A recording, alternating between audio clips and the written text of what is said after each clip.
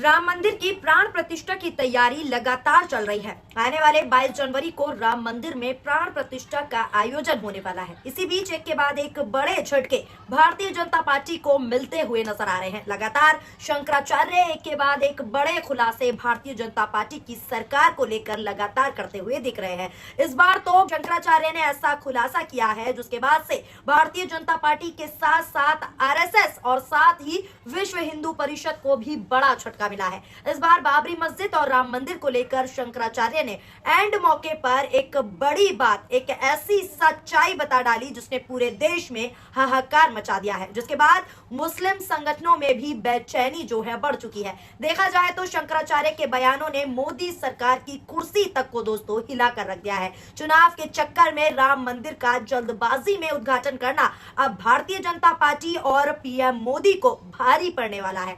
आपको बता दें, अब बाबरी मस्जिद को लेकर शंकराचार्य अभिमुक्तेश्वरानंद ने बड़ी बात बोली है। एक और जहां भारतीय जनता पार्टी राम मंदिर का क्रेडिट जो है खुद को देने से बिल्कुल भी पीछे नहीं हटती, तो वहीं शंकराचार्य ने बड़ा खुलासा करते हुए मोदी सरकार की पूरी पोलपट्टी खोलकर रख दी है। इससे पहले बीजेपी के ही नेता सुब्रमण्यम स्वामी ने भी पीएम मोदी पर बड़ा इल्जाम लगाया था और इस बात को पूरे देश के सामने लाकर रख दिया था कि मोदी राम मंदिर के फैसले पर देरी चाहते थे। और अब शंकराचार्य का बड़ा बयान निकलकर सामने आया है, जहां वो बताने की कोशिश कर रहे हैं, साफ कह रहे हैं कि राम मंदिर पर सुप्रीम कोर्ट का फैसला मुस्लिम पक्ष के समझौते की वजह से हुआ है। जब सुप्रीम कोर्ट ने यह कहा था कि हम फैसला दें, इससे अच्छा है आप लोग आपस में मिल बैठ करके इस बारे में तय कर लीजिए, वो ज्यादा शोभायमान होगा, तो सुप्रीम कोर्ट के निर्देश पर हिंदू पक्षकार, हम लोग पक्षकार थे इसीलिए हम भी सम्मिलित थे उसमें हमारी समिति की ओर से, और मुस्लिम पक्षकार जितने भी थे वो और उनके अधिवक्तागण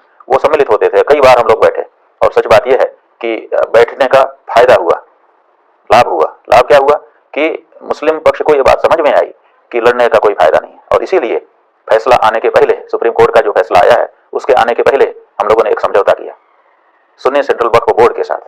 और सुन्नी सेंट्रल वक्फ बोर्ड के जो अध्यक्ष थे उस समय के, सीतापुर उत्तर प्रदेश के रहने वाले जफर फारूकी साहब, उन्होंने उस पर हस्ताक्षर किए और वो उन्होंने उसमें कहा कि ये नाम बाबरी मस्जिद नाम की जो वस्तु है उससे हम जो भी अभी दावे कर रहे थे वो सब दावा वापस लेते हैं। और ये समझौता हम लोगों ने सुप्रीम कोर्ट में दाखिल किया। इस समझौते के बाद 5-0 से फैसला आया। अगर ये समझौता नहीं होता तो ऐसी वर्डिक्ट ना आती 5-0 की, क्योंकि मुस्लिम पक्ष ने दावा ही छोड़ दिया था, इसलिए फिर किसी भी को कुछ कहने का अधिकार नहीं रह गया था जजेस को, इसलिए उन्होंने 5-0 से फिर एक पक्ष में फैसला दिया। सुना दोस्तों आपने कैसे शंकराचार्य ने साफ शब्दों में ये खुलासा खुलकर कर दिया है कि राम मंदिर पर फैसला मुस्लिम पक्ष की तरफ से हुआ है, ना कि जो मोदी सरकार बार बार क्रेडिट लेती है उसकी वजह से। अब इस मामले ने आरएसएस और साथ ही साथ विश्व हिंदू परिषद की सारी पोल पट्टी खोल कर रख दी है। रिपोर्ट्स की माने तो ज्योति मठ के शंकराचार्य यानी कि स्वामी अभिमुक्तेश्वरानंद सरस्वती महाराज ने एक बार फिर बड़ा बयान दिया। उन्होंने साफ तौर पर अपने शब्दों में कह दिया है कि बाबरी मस्जिद राम मंदिर विवाद का निपटारा अदालत के बाहर हुआ है। शंकराचार्य ने इसी के साथ साथ ये स्पष्ट शब्दों में खुलासा किया है कि सुन्नी वक्फ बोर्ड ने विवादित जमीन पर अपने सभी दाव वापस ले लिए, यानी जितने भी दावे थे उन्हें वापस ले लिया।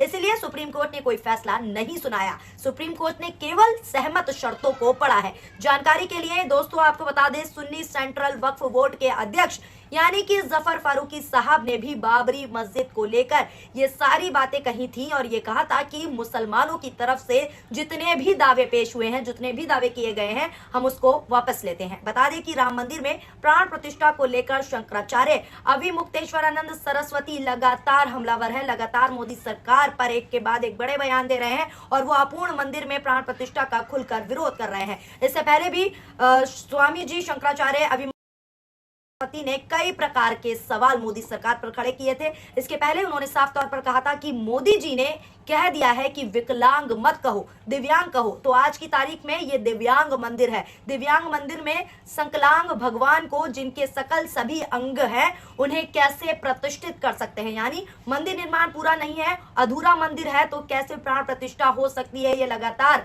स्वामी अभिमुक्तेश्वरानंद सवाल उठा रहे हैं। शंकराचार्य अभिमुक्तेश्वरानंद सरस्वती के इस बयान के बाद अब सोशल मीडिया पर भी चारों ओर बवाल मच गया है। यहाँ तक कि दोस्तों आपको बता दें, कांग्रेस नेता दिग्विजय सिंह ने भी ट्वीट करते हुए प्रतिक्रिया दी और कहा है कि ये काफी महत्वपूर्ण जानकारी जगत गुरु जोशी मठ के स्वामी मुक्तेश्वरानंद सरस्वती ने दी है, क्या उसमें विश्व हिंदू परिषद VHP शामिल थी? ये सवाल पूछे जा रहे हैं। एक और अन्य यूजर ने ट्वीट कर सवाल किया और लिखा है कि राम मंदिर की प्राण प्रतिष्ठा में शंकराचार्य क्यों नहीं आ रहे हैं? ये सवाल पूछा जा रहा है। किसी गोदी मीडिया ने भाजपा से या विश्व हिंदू परिषद से ये पूछा। शंकराचार्य की बात का तिरस्कार सनातन धर्म का और हिंदुओं का आस्था जो है पूरी तरीके से अपमान करना है। साफ तौर पर कहा जा रहा है कि उनकी बातों को क्यों नहीं पूछा जा रहा और कैसे अब शंकराचार्य एंड वक्त पर एक के बाद एक पत्ते खोल रहे हैं और बड़े खुलासे कर मोदी की टेंशन को बढ़ा रहे हैं। यह आपने दोस्तों देख ही लिया कि अब की बार जो बड़ा खुलासा उन्होंने किया है कि जो क्रेडिट बार बार भारतीय जनता पार्टी की सरकार लेती है कि राम को हम लेकर आए हैं, उसका आज खुलासा साफ तौर पर अभी मुक्तेश्वरानंद सरस्वती ने कर दिया है। फिलहाल दोस्तों आपकी इस खबर को लेकर क्या राय है, नीचे कमेंट बॉक्स में कमेंट करके जरूर बताएं। वीडियो पसंद आई हो तो वीडियो को लाइक करें और हमारे चैनल सोशल न्यूज को ज्यादा से ज्यादा सब्सक्राइब करें। शुक्रिया, धन्यवाद, नमस्कार, जय हिंद, जय भारत। चैनल को लाइक, शेयर एंड सब्सक्राइब करें और बेल आइकन दबाना ना भूलें।